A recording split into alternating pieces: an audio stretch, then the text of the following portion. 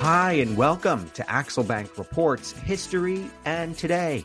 Conversations with America's top nonfiction authors and why their books matter right now. I'm Evan Axelbank, and today we're going to speak with Cody Keenan, the author of Grace, President Obama, and 10 Days in the Battle for America. This is his first book. He's the former White House chief speechwriter for President Obama and is now a professor at Northwestern University. Professor, thanks so much for being here. Hey, Evan, nice to be with you. Before we start our interview, I want to invite listeners to our Patreon page to ask for your support in keeping the show going. Go to patreon.com/AxelbankHistory. We will donate part of your contributions to a charity for children's literacy. How many speeches can you say you remember where you were when you heard it? I remember where I was when I heard President Obama's Amazing Grace speech.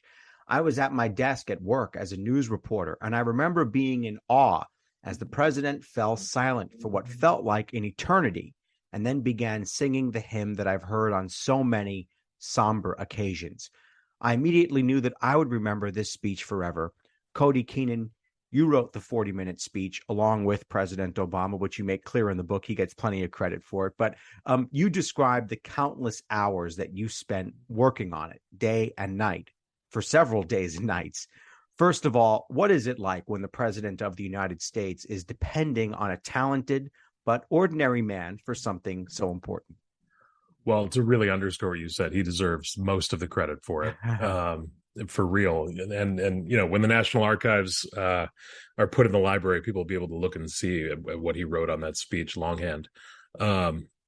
He's always our chief speechwriter, you know, so I always describe writing for him as a wonderful struggle. The struggle part is you don't want to let him down. You know, part of our collaboration was giving him a draft that he could play with and work with.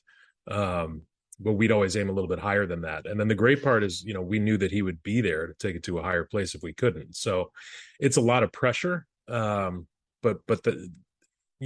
kind of internalize it all, and then it's all released once you hand him a draft and you just sort of wait for his feedback on it. You remember where you were when you heard about the racially motivated shooting of 9 parishioners, members of a Black church in Charleston, South Carolina. I actually do not remember where I was when the news started dribbling out about that, but you certainly do. As the facts about who that killer was and what motivated him came into focus, how did your job as chief White House speechwriter for the first Black president become more urgent? Because as you say, that was a very relevant aspect of how you tried to craft the words that he would later say. Yeah, you know, the early hours after a mass shooting are always kind of a fog of information and misinformation. I just remember I was sitting with my wife on the couch. We were watching a Cubs game. It was late at night on a Wednesday. Just a totally normal day. So you're not expecting anything like this. And we always had somebody in the White House who would blast around breaking news just to make sure everybody saw it. Meaning over email, right? Yeah, over email. So that's how I remember where I was. But, you know, you pretty quickly piece together, even though we didn't know about the killer's background until the next day or two. A white shooter going into a Black church and murdering 9 people it's pretty unlikely that that's just a coincidence. So your speechwriter brain sort of kicks into action. All right, the president's going to have to say something tomorrow. He'll have to give some sort of statement because it's just part of the job. But you have to figure out, you know, how bad is this really? So I kind of just went to bed knowing that I'd have to go in earlier than usual. And I got a briefing from our Homeland Security Advisor, Lisa Monaco, who knew a little bit more than the press did at that point. Things that the killer had said in the church because he'd left a victim alive to quote unquote tell his story.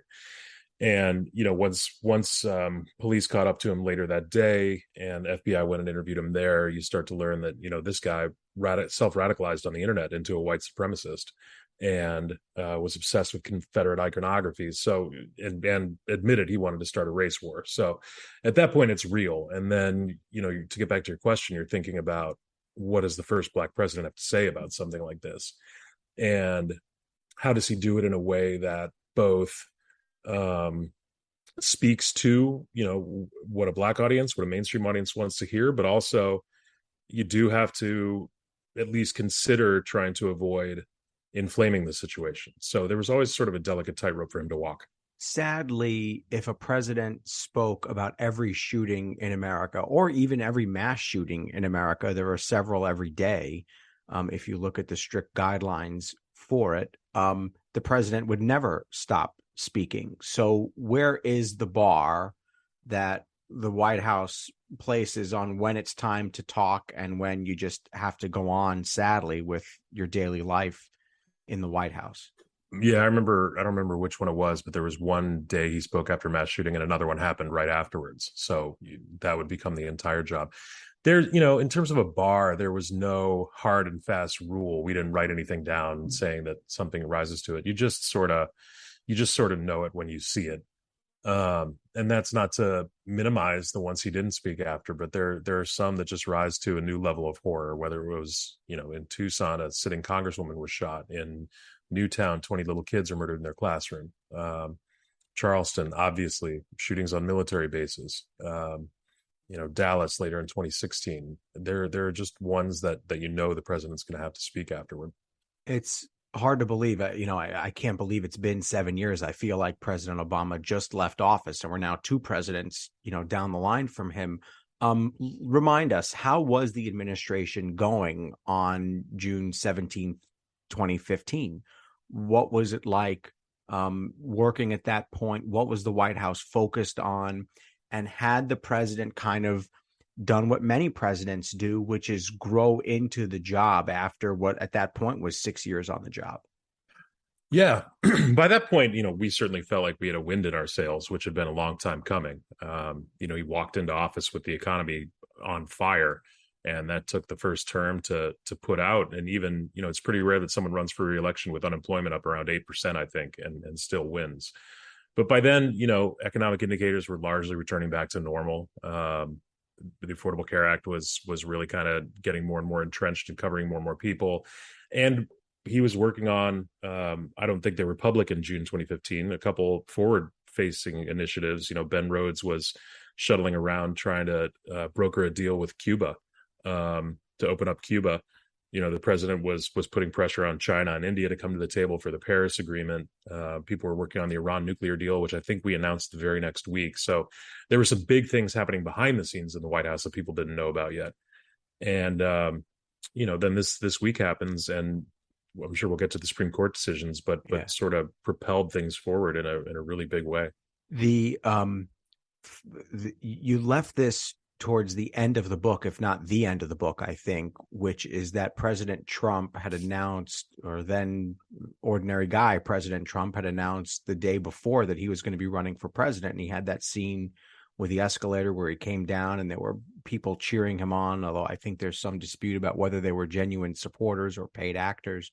What was the president's reaction to President or then Donald Trump's announcement, and did it begin to insert itself into the daily discussion that you were having politically at the White House?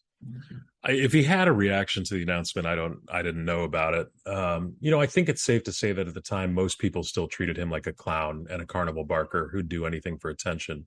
But what he was saying in his announcement speech was still dangerous. I mean, those were the first kind of previews of the way he would seek to divide the country and punish, more marginalized groups, and, kind of speak in not so coded language to his base about how he's going to make sure this stays, a country the way that people are nostalgic for, where there was kind of a white Christian hierarchy and everybody else had to stay in their place.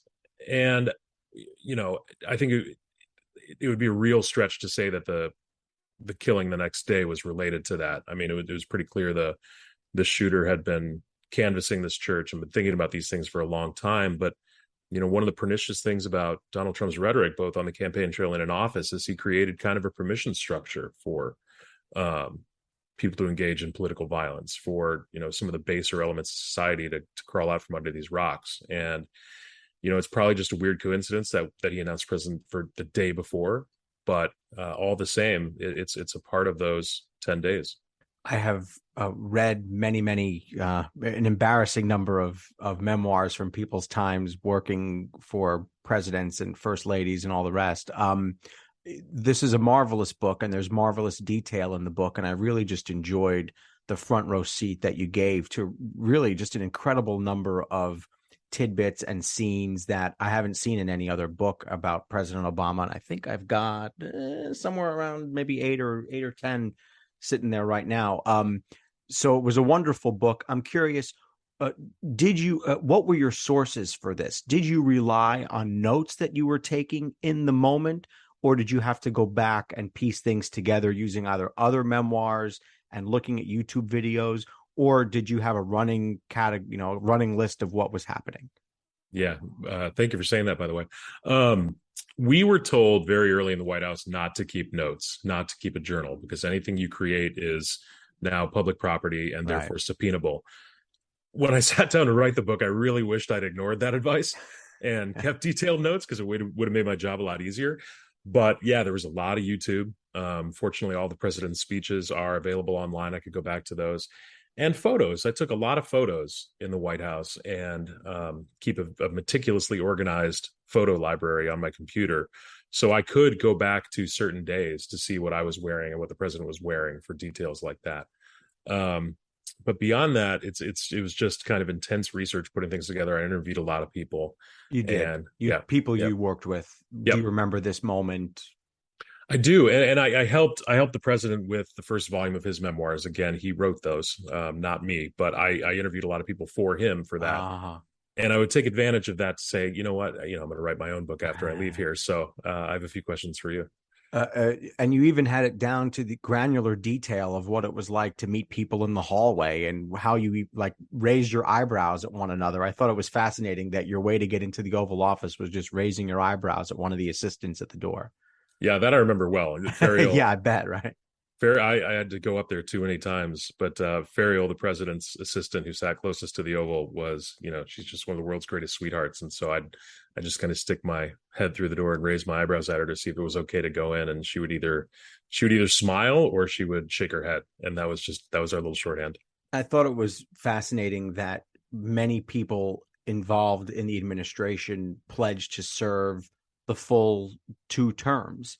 Why was that a pledge that you made to yourself and to the president and to the country? And why did so many people keep that pledge? Yeah, it was never really a formal pledge. We didn't have to sign anything or put our hands up or anything, but a lot of us just wanted to. The closest we came to a pledge was earlier in 2015, right before the events of the book. Dennis McDonough, the chief of staff, basically went around and told everybody, hey, listen, if you're thinking about going to get on another campaign or leaving, do it now. And then we'll fill your spot with somebody who wants to finish the race with the rest of us. Otherwise, stick around through the end. And that's really all I needed. I'd always planned on staying through the end. And it's easier because I didn't have kids at the time, Everything's easier before that. I can tell you that now. to have children in the White House is a whole different level. Oh my God. Yeah, in any house. How did you create distance from the topic at hand and your writing? Because there is the appropriate amount of distance there, the kind of 30,000 foot level. It's a skill that I have to work at as a reporter and as a journalist every day to make sure that I'm seeing things, taking my own emotion out of it. How did you practice that and make sure that you were able to distance yourself from the material to write a fair and honest and also, sober book? Fortunately, I had the benefit of time. It's been 7 years since those events, and that wasn't entirely intentional on my part. I stayed with President Obama for 4 years after the White House, and it just didn't feel right to me to write a book that's largely about him while, he was paying me out of his pocket. So I left his office early in 2021 and then sat down to write a book proposal. But, what really helped crystallize those 10 days for me, when you're living through them, you don't think of them that way. You're not like, all right, this is day 4 of 10, because you have no idea right, how many days it's going to be. Yeah, you have no idea what the rest of the week is going to bring. But it really crystallized that period of time for me. What crystallized that period of time for me was the Trump years, because we were living through, basically the mirror image, just the upside down. And suddenly I realized that there was a story there. What was American politics like before he announced he was running for president? This is kind of an aside, but it occurs to me now that it's almost impossible to remember what that was like. It was still combative, it was still polarized, but it was also, there was the way I describe it is one of the biggest problems in politics these days is the lack of a sense of shame. Just a general sense of shame used to keep people sort of on the straight and narrow. There are more politicians now who have no shame whatsoever and will say or do anything regardless of the cost or the consequences. I think that's something that's changed. He didn't start it. He's just a symptom of it. But that's one of the biggest changes. Was it difficult for you to adjust to writing for the printed word, for the eye, as opposed to the spoken word? It was. And one thing I learned when I went in to record my audiobook is I tend to write really long sentences. And then when you have to read those out loud, oh no. I know the that's feeling. Yeah, that's one of the things about speechwriting though. The first time the president kind of snapped at me for giving him a sentence that was way too long was when I realized never to do that again. Yeah. Yeah, that'll do it, right? So what else was happening in those 10 days? Let's get into the nitty-gritty of these 10 days. Just to give us some background, the Amazing Grace speech and the events in South Carolina are the main thread of this book, but there is a motif of focusing on the healthcare ruling and also on the gay marriage rulings, which, as we know from watching the most recent term of the Supreme Court, all eyes are on when those decisions are being released, and especially in your case in the White House in 2015. Mm-hmm. And those were the only events that we knew were coming. We didn't know any of the rest of the week was coming, but so we knew the Supreme Court. You know what cases it's looking at. You don't know when it's going to rule or how, but we knew that Obamacare was on the docket for the second time, and marriage equality was on the docket. And these are two big legacy issues, for the country. Less so for Obama. We all knew that the press would cover him as whatever happened as a win or a loss for Obama, but that's never how we saw things. I mean, the way we looked at it was if the court struck down Obamacare, millions of people would lose their health insurance right away.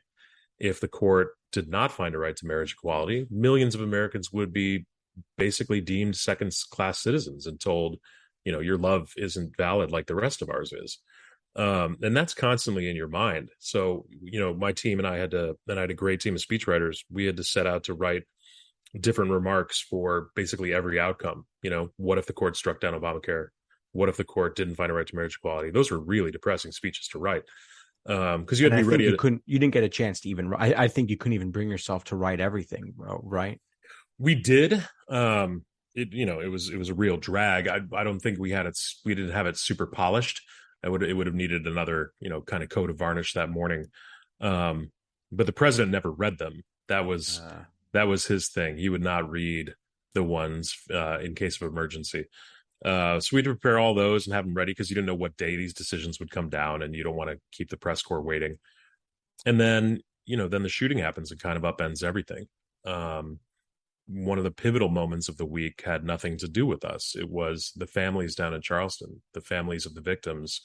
2 days after the shooting, went into court to face the killer over video. He was in a holding cell, and one by one, they all forgave him. I couldn't believe that. I couldn't believe it either. Yeah. I was flabbergasted because it's just, I couldn't do that. How? And,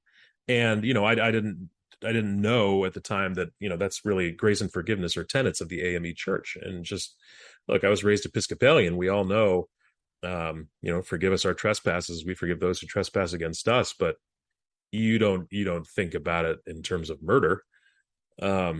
So that's just this extraordinary thing that happens that I know the president saw too. He was in California over that weekend, but that's really what changed the week for us because he didn't want to give a eulogy. He didn't want to go speak in Charleston. And come Monday, which, obviously we didn't know is day 6, but the 6th day, he said, look, I still don't want to go speak, but I do want to go be there for those families and hug those families. And he ultimately said, if I do have to give a eulogy, then that's what I want to talk about, the concept of grace.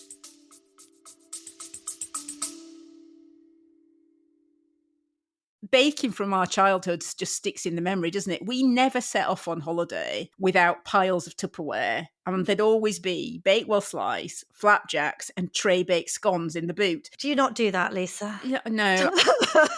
Sadly, I do not stack the Tupperware in the back of the car when we go off on holiday. Oh. Welcome to Small Ways to Live Well, a new podcast from the Simple Things magazine. Season 2 is a pick-me-up tonic that helps us make the shift from winter to spring. A 6-week suggestion box full of things to note, notice and enjoy about the season. Search for Small Ways to Live Well on your podcast app.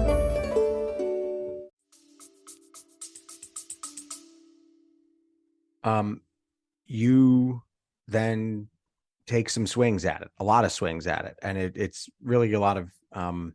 It was interesting to read not only how much care you put into it, but how much you sort of battled yourself as you tried to write this speech. So if you can, just for our listeners, explain how you picked up your baseball bat and tried to hit this pitch coming over the plate and why it was so difficult for you to do so early on.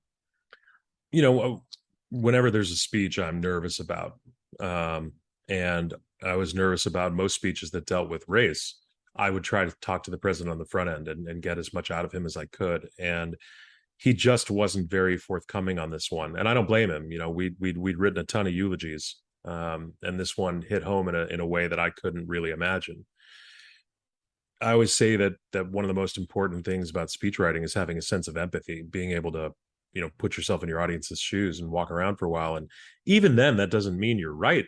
You know, that doesn't mean you can actually fully understand your audience and what they've been through. And, you know, I was aware that growing up a white kid on the north side of Chicago, I didn't have to endure, you know, what a black man in society had to endure, what a black woman in society had to endure. So I would often defer to him, or at least, you know, press him really hard on those issues before I sit down to write about it. Because again, you want to get him that first grade draft before he has to take the pen to it. And this was a speech, you know, it's about racism and the Confederate flag and guns, and there's all these kind of third rails in it that just they can overwhelm you when you're sitting at the computer trying to figure out what to say to all these different audiences. How did you marry the content with the specific voice and cadence that President Obama has? How important is it for a speechwriter to remember who you're writing for? Very. And that part was always easy. You know, his voice and cadence I could get down in any speech. It takes a while to learn, but by then I'd been writing for him for 8 years and I could do that. And it's helpful that it's his voice, because it's not me, Cody, trying to talk about race. It's me doing it through him, or rather just him doing it. But still, you know, there are levels that I couldn't reach. There are boundaries to empathy. So I gave it my damnedest. This was probably the speech that I drafted that he reworked the most. And he just, when I gave him a draft, he just drew one giant line through pages 3 and 4. I was just going to ask about that. Oh man, it was, you know, when I was just starting out for him as a speechwriter, to see his edits on the page was just really a gut punch. You felt like you'd failed, you'd done something wrong. You know, it's almost like a teacher. But you come to realize it's the opposite. That means you gave him something he could work with, and he's taking it to a better place. And that's really when our collaboration was at its best. But so what was his skill?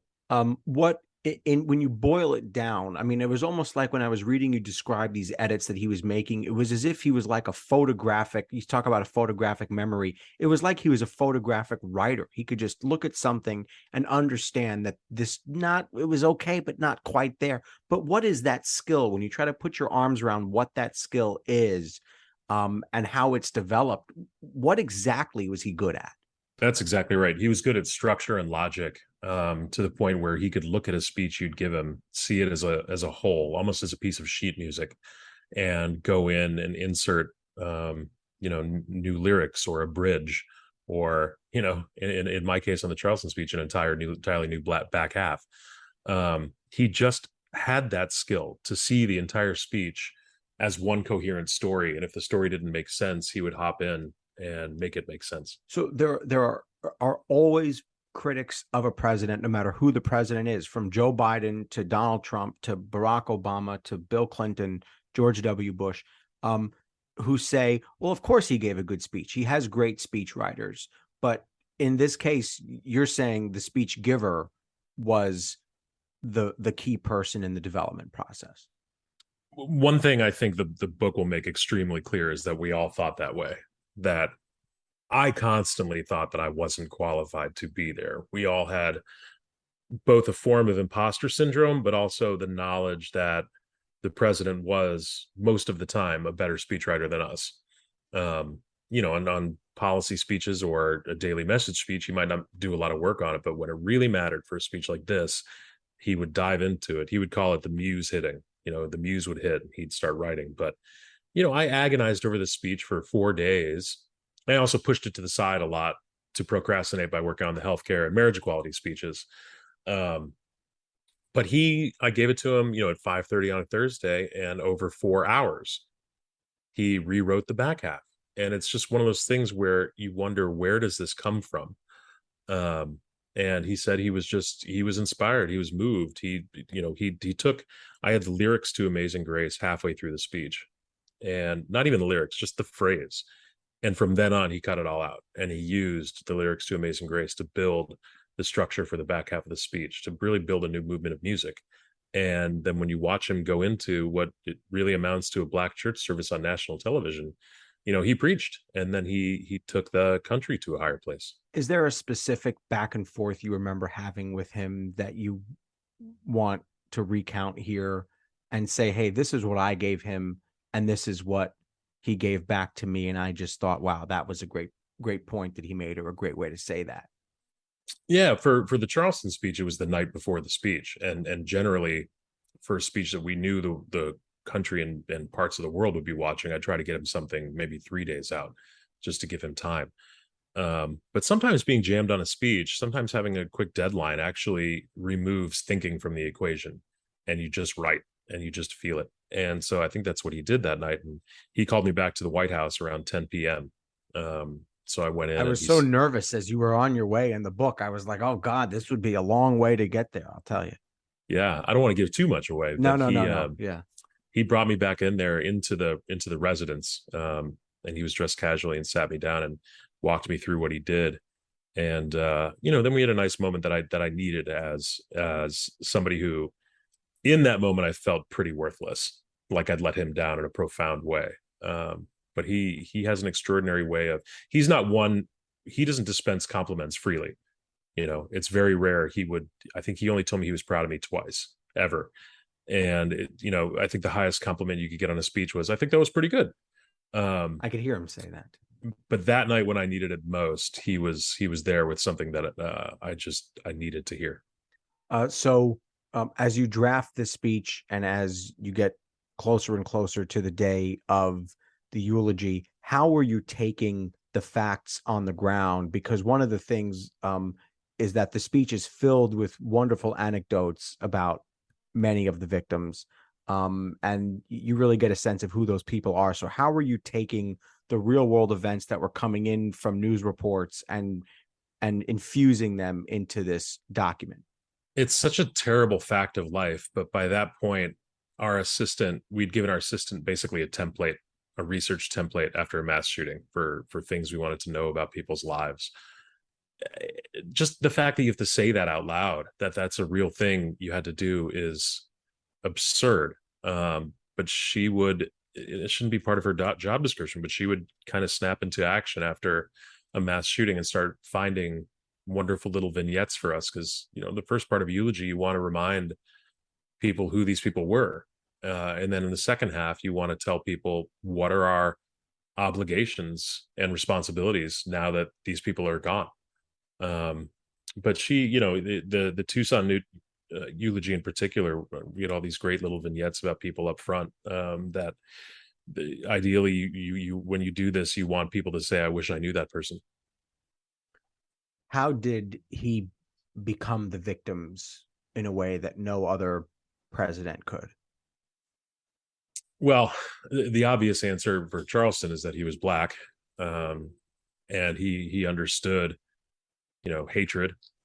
But he had an incredible sense of empathy. Everybody always talks about Bill Clinton saying, "I feel your pain," but Obama had a way of showing it through not just words but actions. He was the only person in America who basically hugged the families of every single victim in every single mass shooting.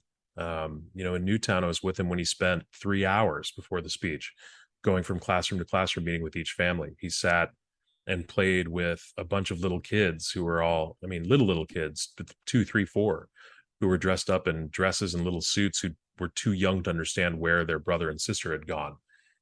He does all that for 3 hours and then goes and collects himself in the bathroom of a high school. And this was the first time I'd ever seen a Secret Service agent cry, and goes out and manages to give a eulogy on national television anyway. He was really good at compartmentalizing, but giving his whole self to everything that he did. There was that one time where he couldn't compartmentalize, a couple times probably during Newtown. What was it like to see him cry for all your staff members?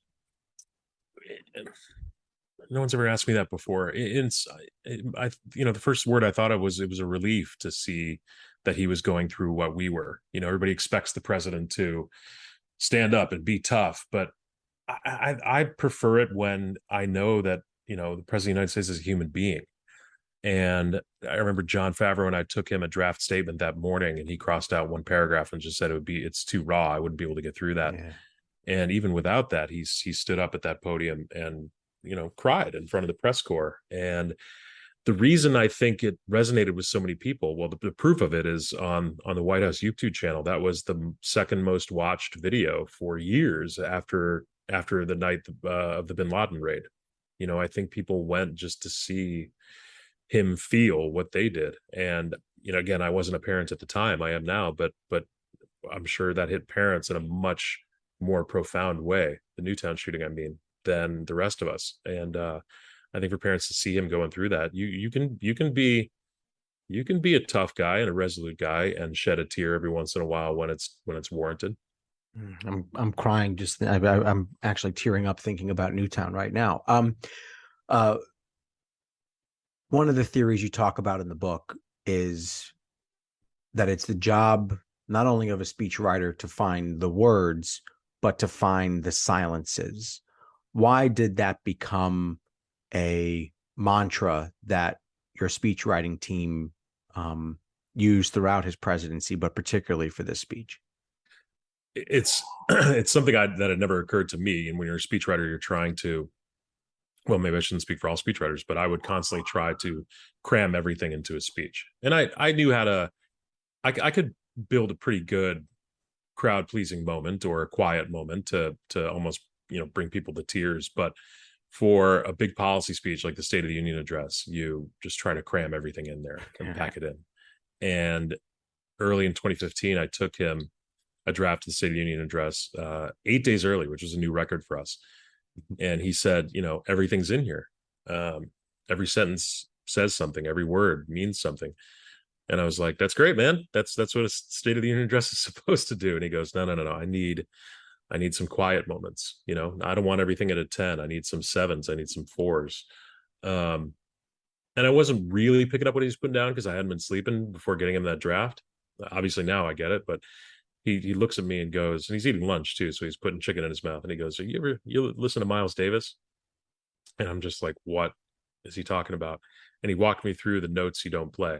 And he said, that's what made Miles Davis so good. I need some quiet moments. I need some silences. So go home tonight. Don't do any work on the speech. I want you to go home tonight and pour a drink and listen to Miles Davis, and then come back in here tomorrow and find me some silences. And it makes perfect sense. It's one of those things where in retrospect, you're like, idiot. Why did I give him a draft like that?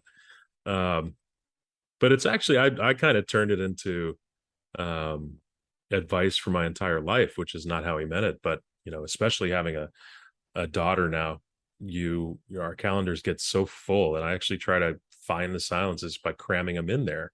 I'm not going to check my phone right now. I'm going to take her to the playground. I'm not going to do that meeting right now. I'm going to skip it and go hang out with my kid, and it's just kind of, so it's not what he meant, but I I am kind of on a constant search to find the silences. That's good advice. I'm going to think about that, particularly with the phone. Sometimes it's just time to put the damn thing down. What was it like to finally be done with the speech and see the president off in his motorcade with the, military tactical team around him and him and the beast and everything, and he goes on his way to deliver this speech? How were you doing at that moment? What is it like to just send him off and go, well, I've given him what I can give him. It's now in the teleprompter, and now it's up to him to deliver it. Is that loss of control?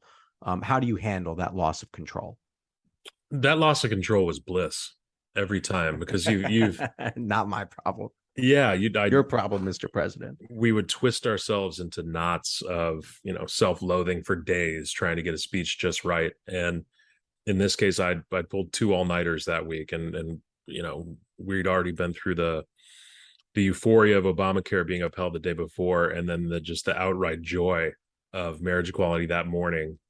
And you're still mindful that you have to go travel to give a eulogy that afternoon after a racist slaughter. So you're balancing all these competing emotions with just this ultimate relief that the speech is no longer in your hands. You do not have to deal with the fact checkers anymore. You do not have to deal with the teleprompter operator. It's just gone. And normally I traveled with the president to Charleston, and normally I would be in that motorcade either pecking in edits or just going to watch the speech. But he had done another editing pass on the flight, and I did not want to take the risk of, we had this is 2015, so there's little wireless cards that go into the laptops, and I just didn't want to take the risk that I wouldn't be able to get a signal, that he'd be waiting to go out on stage, and why the hell isn't the printer and the teleprompter, or the speech into the printer and then the teleprompter. So I stayed on the plane, which ended up being great. I was able to just kick back and watch on TV with everybody else. And, it was a Friday afternoon and my work was done. Lots of work that week. So the flight attendant came around and, she said, "Do you want a beer?" And I said, "You know what? I do. I do. I really do." So I got to drink a beer and watch him give that speech and sing to everybody. How were you doing? What are you looking for as a speech is going on? Not just for this speech. I mean, this one's a little different because it's such a somber eulogy, but what is a speechwriter watching for as the speech is being given and the audience is reacting to it? I look for heads nodding. There's all sorts of data you can get. There's focus groups, there's polling, but I look for heads nodding. And that most audiences that go see a presidential speech are already supporters of the president. It's pretty rare that you get, opponents in there or people who genuinely don't have their minds made up. And when he's basically going into a black church service, how they're going to react. But I still look for heads nodding because it means your words are connecting. It means they're paying attention. That was my biggest metric. Well, go ahead. Yeah, go ahead. No, please. Oh, no. So he had not, even though it became one of the signature moments of his whole presidency, he had not decided that he was going to sing until I think he was standing there, essentially, right? What do you know about that, without giving too much away? What do you know about that decision that he made on the fly to start singing Amazing Grace, and I think take a break for about 12, 13 seconds while he gathered himself? Yeah, he took that long, deep breath, and I knew he was going to sing. There was probably a hot second out of those 11 seconds where I thought, I don't know, is he having second thoughts? But it turns out, I asked him afterwards, and he was gathering himself. He said, "You know what the thing about Amazing Grace is?" I said, "No." And this is the way he asked questions. You know the thing about Miles Davis. The thing about Amazing Grace. Right. And he said, "You got to start low. Otherwise, when you get to a wretch like me, your voice cracks." And so that's what he was doing up there on stage. But I think he was also feeling, the weight of actually the opposite of weight, the lightness of the moment. You're there for this awful reason. But there was also this incredible burst of progress in American history that morning with marriage equality. And you've got the spirit in the room with you. And, it compelled them to take that leap of faith. But, we're always mindful that we don't sit down thinking this speech is going to end racism or end mass shootings. We're not stupid or that naive. Even though I do remember a reporter that week. I was just going to ask, a reporter literally said, is racism the next thing on his list of things to solve? Yeah, I think the exact question was, can the president cure race? No is the answer. No, right. Yeah. Next question. Yeah. But, we still approached speeches as if we could. We knew we couldn't, but we still approached speeches as if we could change people's minds and could maybe change the country's nature, because why bother otherwise? Yeah.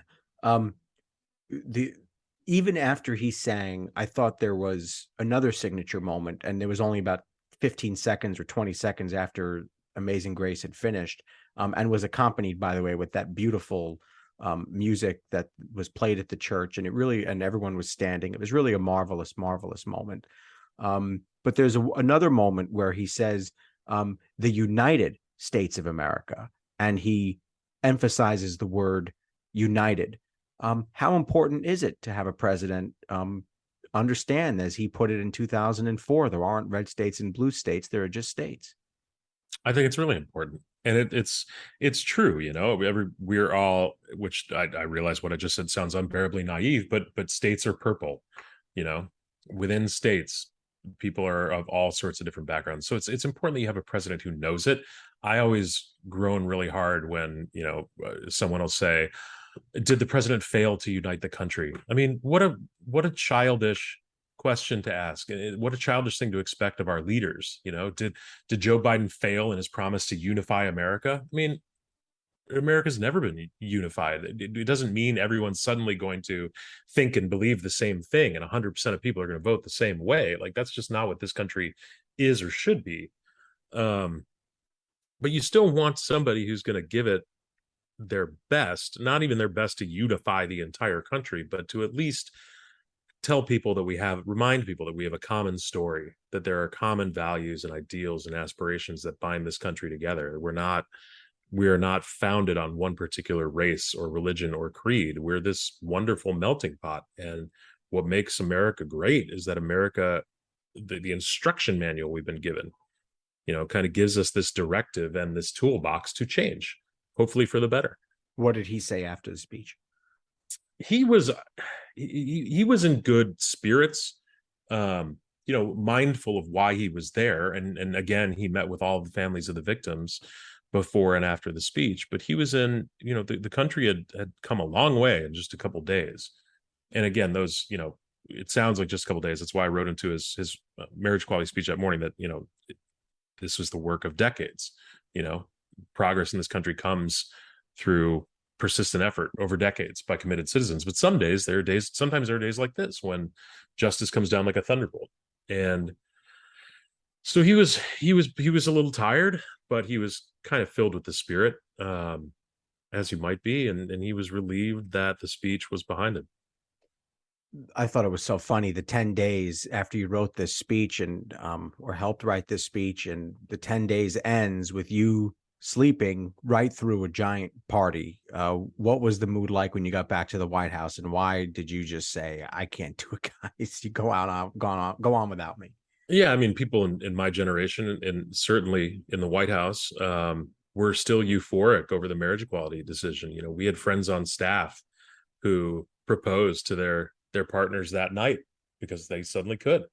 And so everyone was at the White House, which was slowly, as the sun went down, lighting up in all the colors of the rainbow. And my wife and a bunch of her college buddies, she went to American University, and they were all still in Washington, all wanted to go down and celebrate. And I said, I just can't do it. I can't possibly stay awake any longer. And I think I was out cold by 9:30 and straight through until the next morning. But that's okay. I got to live through enough extraordinary moments and memories over those 8 years that to let other people have their moment in the sun was all right with me. Are you comfortable placing this speech in the rankings of other great speeches in American history? I guess it's a way of asking, where does this rank with the second inaugural and Ask Not and FDR and all that?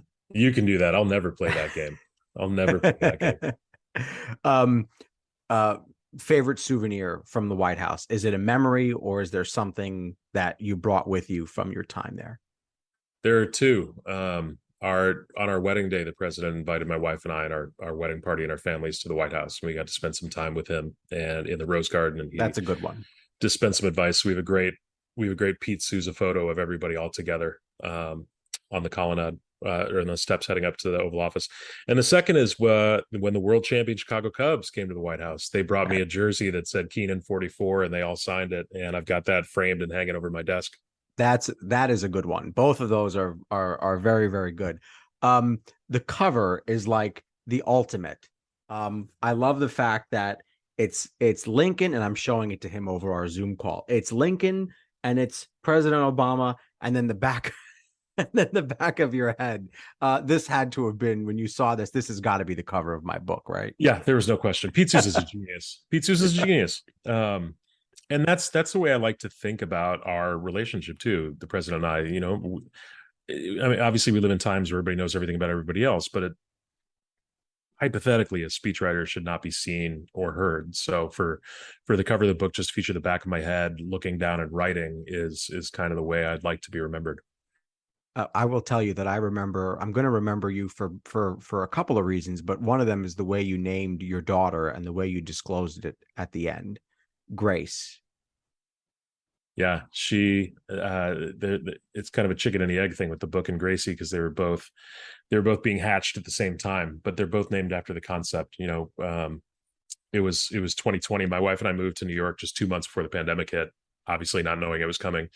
And we found out she was pregnant 2 weeks before everything shut down. So it was a stressful year. You had all sorts of unrest, and then Gracie was born like right in the midst of the quote unquote disputed election. And, you know, she'd been comparatively, remarkably complication-free pregnancy. And it just felt like grace we didn't deserve. So that was her name.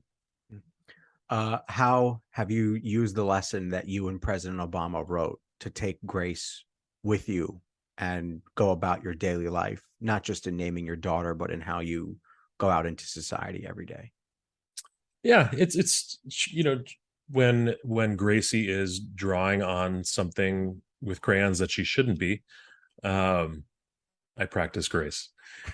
And she can do no wrong. And you know, in my dealings with people, I think probably the best way that I would employ it is he always said, you don't know what people are going through. So cut him some slack. Some of the best advice he ever gave me was don't assign motives to people.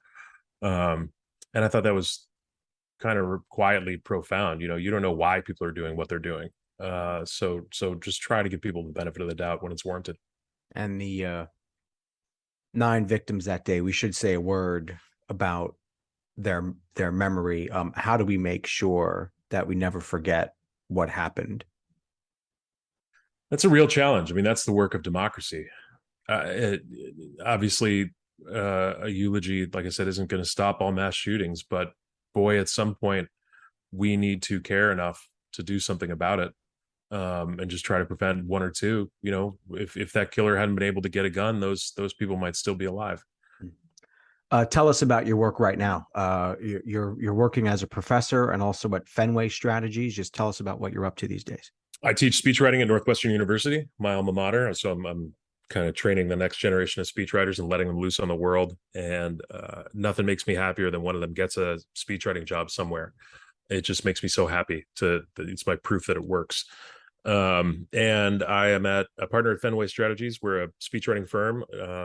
I think most of us wrote in the Obama administration. So I basically just get to hang out and write speeches with my friends all day. Like people who contract for you and say, hey, I got to write a speech on, is it public policy or is it eulogies or what is it? All kinds, but we're very choosy with our clients. Our clients have to be making a positive impact on the world. I like that. That's a great standard to have. We should all deal with people who only are making positive impacts. I love it. Cody Keenan, the author of Grace, President Obama, and 10 Days in the Battle for America. Thanks so much for being here. Thanks, Evan. Check out the book. Check out his website, CodyKeenan.com. He's on Twitter at Cody Keenan. I want to invite listeners to our Patreon page to ask for your support in keeping the show going. Go to patreon.com/AxelBankHistory. We will donate part of your contributions to a charity that promotes children's literacy. And thank you for listening to Axel Bank Reports, History and Today, conversations with America's top nonfiction authors and why their books matter right now. Check us out on Facebook, Twitter, and Instagram at Axel Bank History. We update those with clips from the show, guest announcements, and book recommendations. See you next time. Thanks.